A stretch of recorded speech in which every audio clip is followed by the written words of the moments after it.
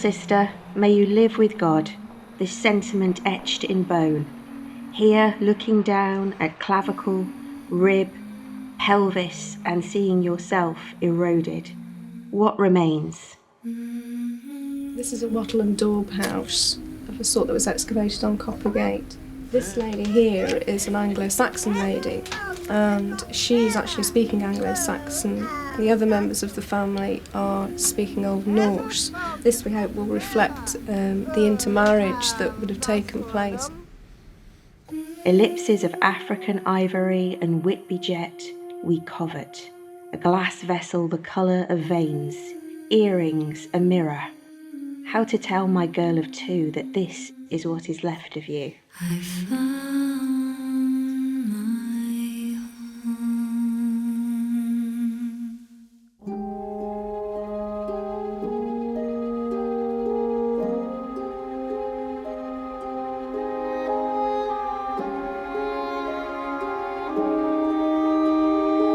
Women are an integral part of York's history and archives, but their stories and everyday lives are often hard to unearth. This film represents our dedication to bringing to light the voices of women in historical records and encouraging others to contemplate the city's rich and diverse past.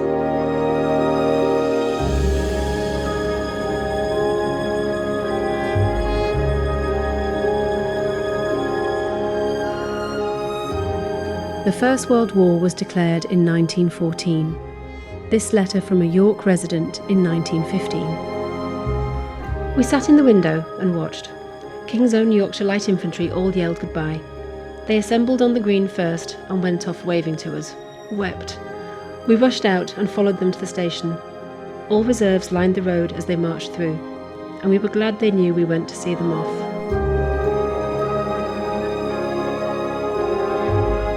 Oh yes, I grew up in a lot of ways. Worked in a munition factory, and I learnt a lot more than I ever learnt at school.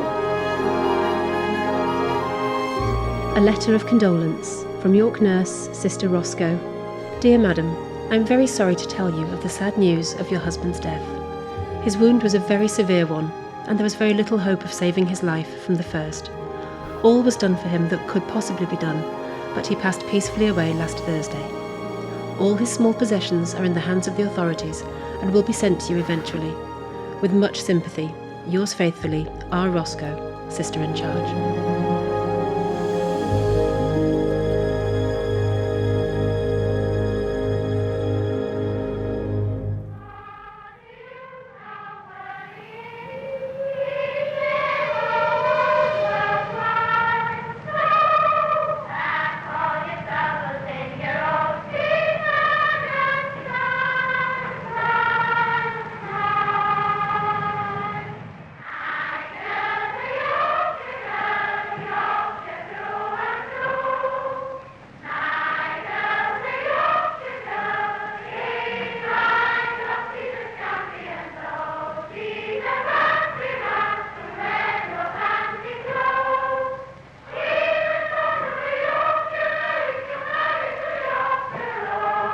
I worked there for 39 years. I worked upstairs on the 4th floor, paste cutting at Roundtrees. That was happiest days of my life, because we used to laugh and joke till tears rolled down our faces. We used to sing from going in to coming out. All the old songs, happy days, you know. Yeah. I mean, we was all of us sameness, you know what I mean? Everybody was nice together, you all helped one another, you worked together, it was great, it was.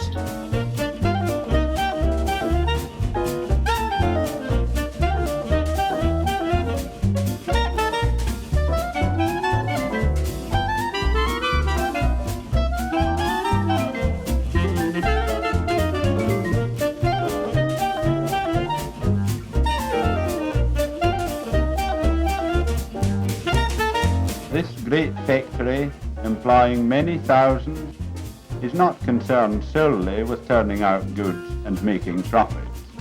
It is also a community in which the welfare and interests of employees are cared for in many ways, An important part in the social life of the cocoa works is played by the athletic and sports clubs, which organise plenty of healthy rivalry during leisure hours.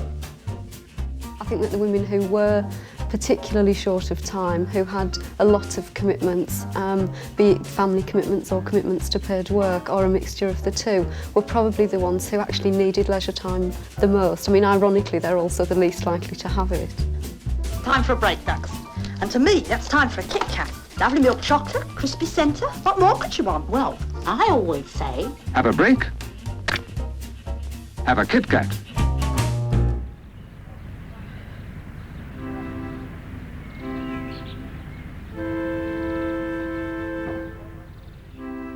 We all stood round listening. When Mr. Chamberlain started to speak, Grandma was crying and my mother was crying. And I thought, well, you know, it won't affect us. But of course, sadly, it did affect all of us.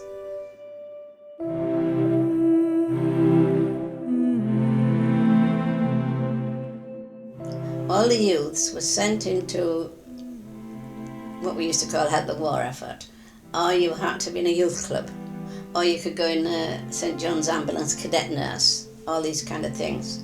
And you were checked on. There was no escaping it. I wanted to go in the forces. I wanted to go in the ATS. Mum wouldn't hear of it. So I said, well, can I go in the Land Army? So yes, I could go in the Land Army. So another friend and I, we came to York and had the interview and everything. I thought it'd be a doddle. Big laugh. No doddle.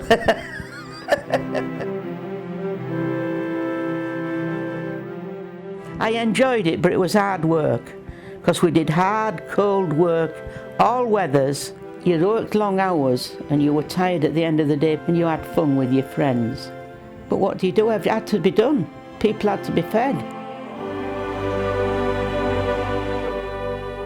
1939, and as the fear of German bombing raids spread, children from the industrial heartlands of the country were moved from the cities to safer pastures in the country. We had evacuees at our house, and my mother thought it was a duty, and we had a house big enough to take them. And I loved it because they were older than I was, and I did an awful lot with them, because we were rather isolated during the wartime and before the war, really. They came to be almost sisters to me.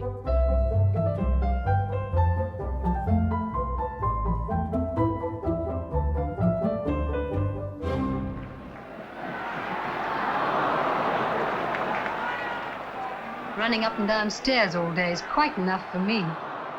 But when your folks come in cold or wet through, give them a cup of hot Roundtree's cocoa. There's something extra good about the flavour, and I find it saves the housekeeping too.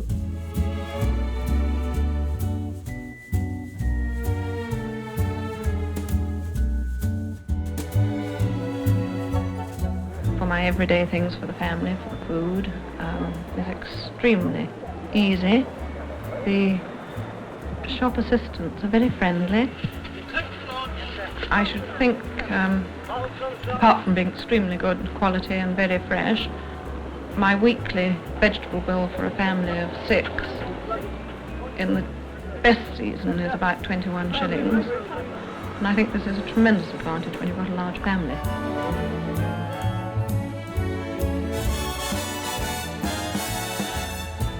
All the family enjoy their leisure moments, but no one more appreciates time for relaxation and enjoyment than the busy housewife.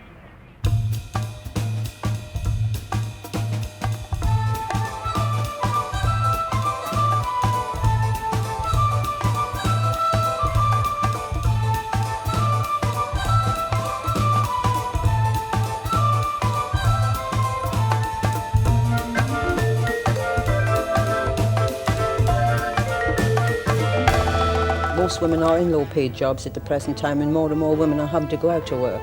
And one of the things that is facing women is, of course, the lack of education at the present time to give people the right to follow through on anything that they might wish to take up to take better positions. Domestic science is one of the numerous practical subjects in which the girls receive instruction.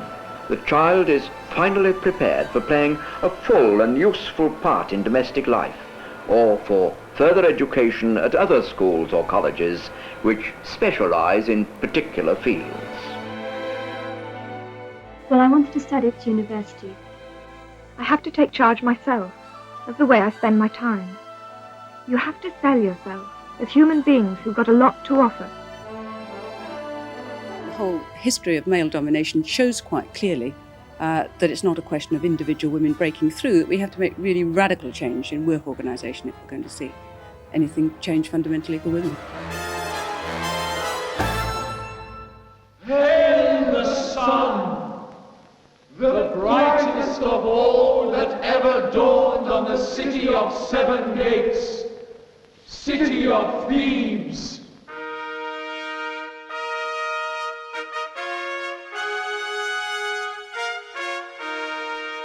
In medieval times, a cycle of 48 plays, depicting the story of man from the creation to the Last Judgment, was performed at 9 places throughout the city.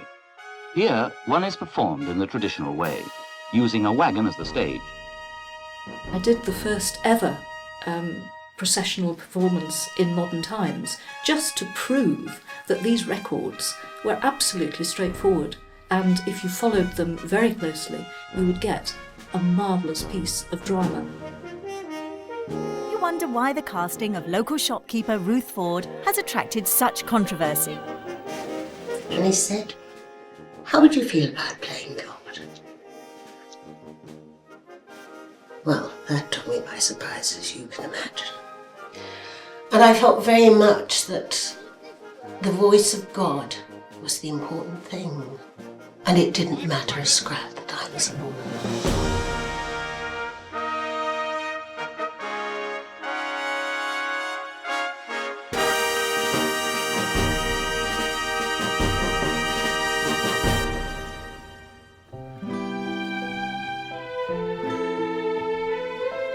Here, on the River Ouse, York takes time for relaxation and pleasure.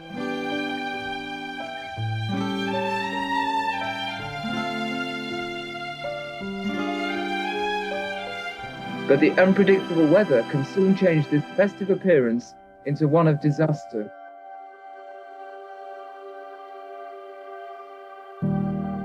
The result was a tremendous volume of water rushing down the River Ouse. The banks could not hold this extra pressure and burst in various places. With flooding becoming more frequent, more action is needed around the city. Climate justice! Now!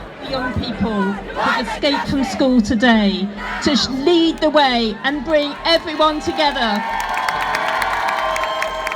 What we're trying to do this year is to celebrate education, and we are hoping that we can also have links between businesses and education so that we can help young people get jobs in the city once they've left school.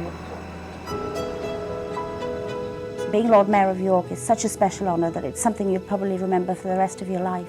You could never forget it. There is power in what a young person does. A young person changes our hearts, our minds, our determination. And a young person dares to do different and makes us change our ways. There's so much here, so many stories to be told. Stories that might not be remembered in thousands of years, but are important to us and to York. It's what makes York what it is. The here, the now.